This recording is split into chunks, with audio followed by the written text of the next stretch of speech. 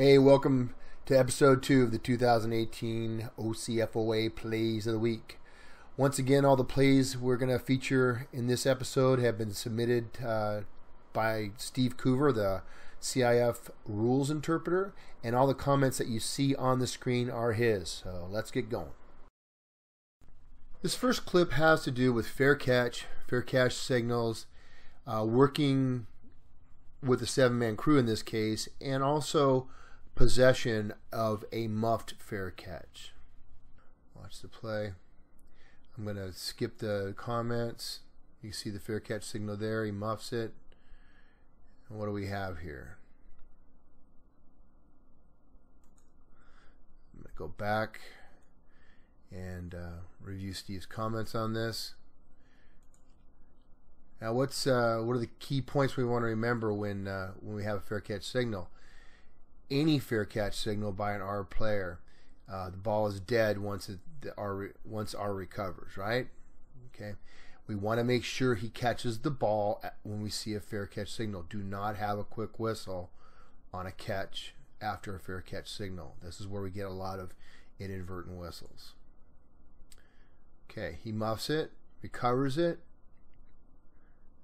and the official marks it where he recovered it. Great job.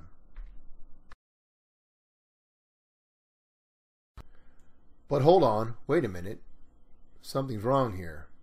And I kind of felt the same as whoever pointed this out to Steve, that I didn't think the spot where possession was achieved was correct.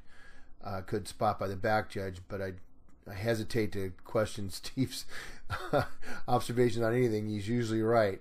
But let's take a look at this. So he's saying we got a 7-man crew here. Certainly the deep flanks are supposed to help out on this. So let's take a look again.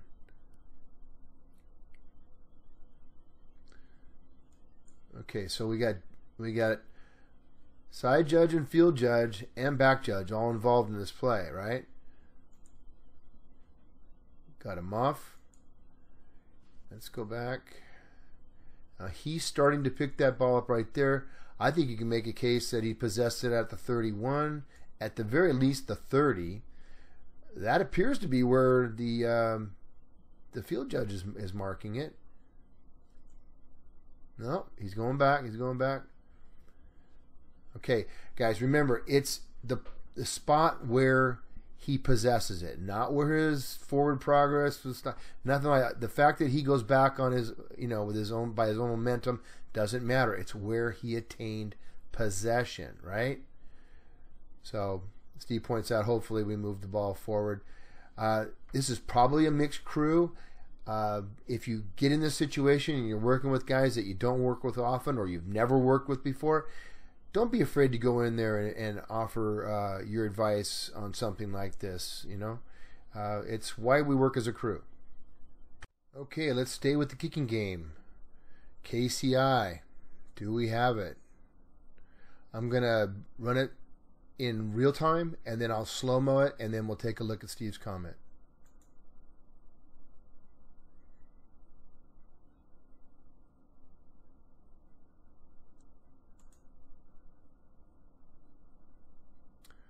Let me go back.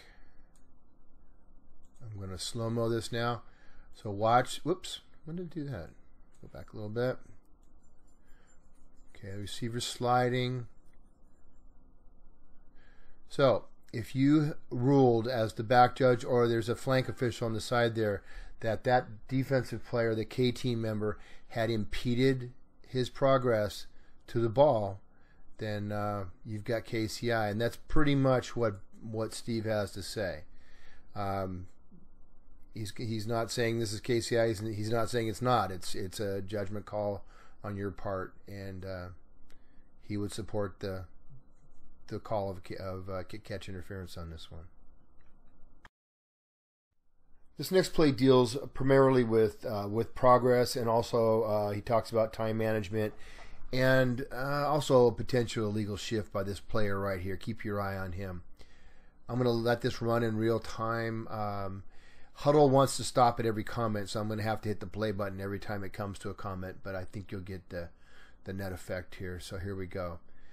You judge whether this number 7 comes set for a full second. See, he's moving back as the ball's being snapped. He did not come set, in my opinion. All right, let's run it back. Take a look at Steve's comments. So he points out that the receiver doesn't, he barely sets. This is the second to last play of the half. Got to be clock aware in these situations. I think we got to be clock aware in all situations, but especially here. Let's take a look at the play. That same player, number 7, is going to make the catch here. And, you know, the question is, where do we spot this? So he controls the ball beyond the line to gain, and going to see the official on the other side make a great spot there. I have one more observation. This is my observation, not Steve's. But I think we might have targeting here too. Watch the defender. Comes in, lowers his helmet, right there, right to the side of the helmet. I think that's a questionable hit at the very least. Moving on. Okay, here's the same play from the end zone. And the point of showing you this is that we get to see the clock. And Steve is pointing out that officials that aren't involved with ruling on this play need to be aware of the clock. You can see it was around 9-something seconds when the receiver went down. Take a beat or two to kill the clock. We should have about 7.2, 7.1 seconds left on the clock. So now we go to the next play. Last play of the half.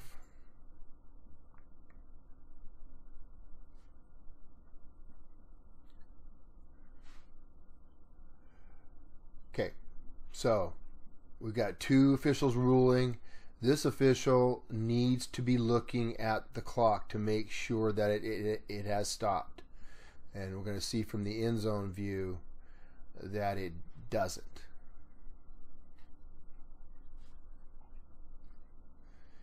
We got 0.3 on the clock. As Steve points out, if this is accurate, then we have one more play, but the clock operator felt he'd stopped the clock too quickly and ran off the remaining time. The team on defense sees the zeros, and the coach has them run off the field. If we have this situation, guys, and we know that there was time left on the clock when that ball is dead, we immediately get to the referee and to the coaches, let them know that the clock is wrong, we're going to reset it, and we've got one more play.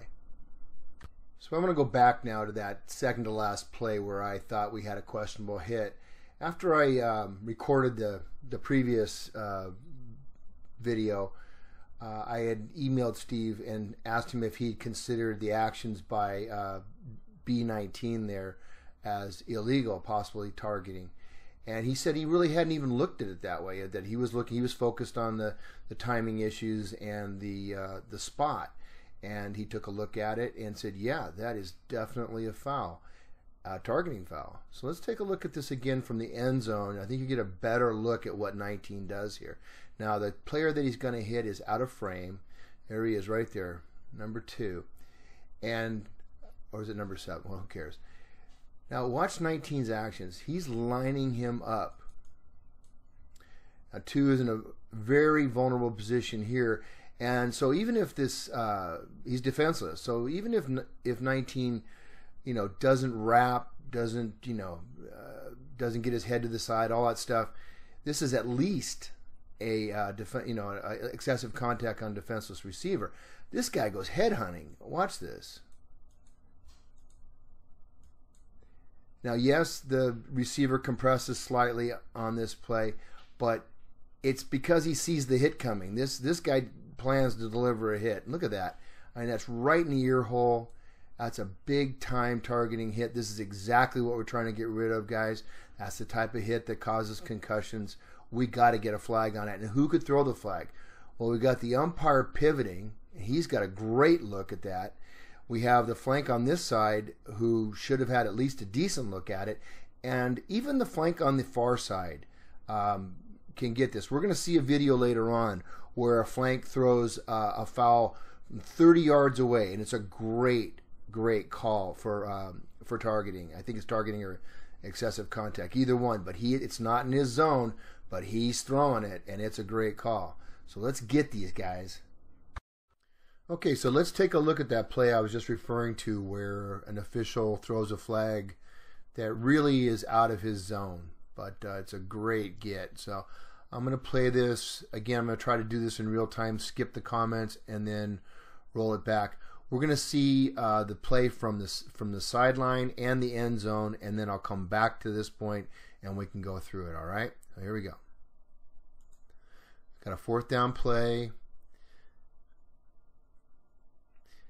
Now this foul is going to look pretty darn obvious, right? Sorry about that.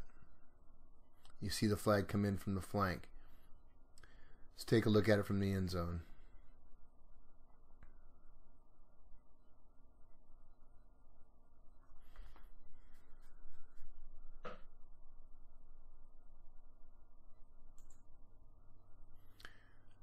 There's the flag. Now, let's go back. Now, I want you to notice this official is the one that throws the flag, and he is 20 yards away from this, while the deep officials, they're on the pylons. I guess they're running the coffin corner here. The punts from the, okay, well, they're running the coffin corner. They're at the pylons. The other official on the head linesman's side is much closer to this play, but he does not throw a flag on this. Okay, so you can see Steve, great call by the head linesman. Now, I'm not saying the head linesman shouldn't have a look at this. He should. But look at that contact. Now, Steve's comment, this guy should not be on the field. He should be out here developing an angle on this. I'm not sure why he's coming in, but he is. So that's the way it is. And this is how we pick each other up. Now, here's the official right here. He's at the 35, and this action is inside the 15. Who's going to throw the flag? There's the flag. Just a great get. All right. Now, Steve makes a really good point here as well. Watch this comment here. Now, I don't think there's any doubt that that's illegal contact, right? But what do we have? Is it spearing, targeting, excessive contact? What do we got? All right, so the head linesman and the back judge should get together, discuss what they saw, and then report to the referee. I love the way these guys continue to officiate too. This is great. This is a really good action by this crew. All right, this next play, Steve is calling example of no holding. So watch the player highlighted. I'm going to run this in real time, and it's going to be end zone and sideline view, and then we'll come back and run it through slowly and look at all Steve's comments. So here we go.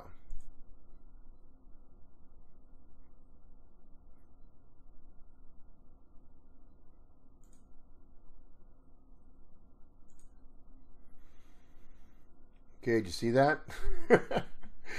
Okay, here's from the end zone. All right, that's the player we want to watch, real time.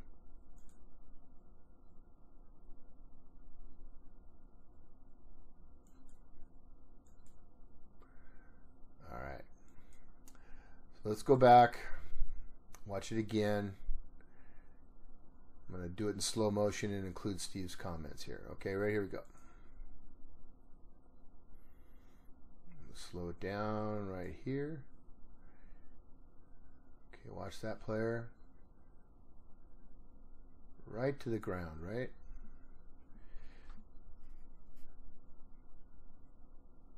So Steve says it looks bad, but not holding for 2 reasons, and he's going to tell us what those reasons are.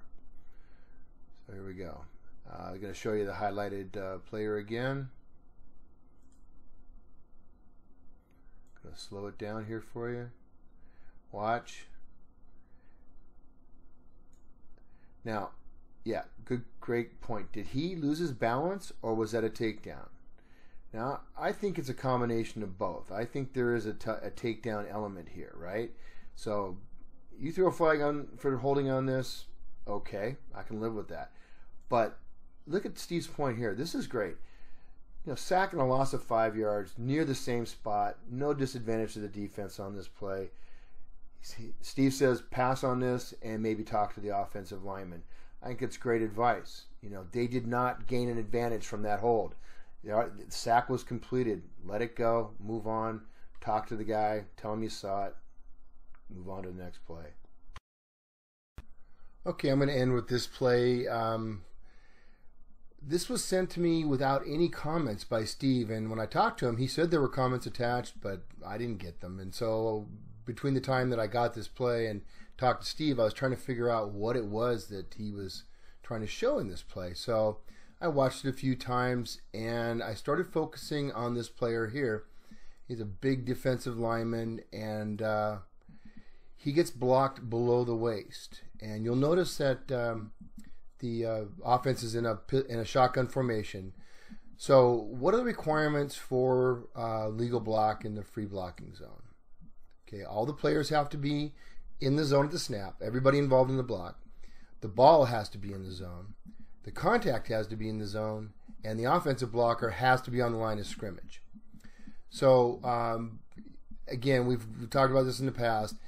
If you're in a shotgun formation, the ball leaves the zone almost immediately. But NFHS, for some reason, has still stated that it's possible for a legal block to be accomplished when the offense is in shotgun. So we have said that in order for a block below the waist to be legal in a shotgun or pistol, that the offensive lineman has to be in a 3 or 4 point stance, that the block has to be immediate, and that the defensive and offensive players have to be lined up directly in front of each other. They can't be off to the side.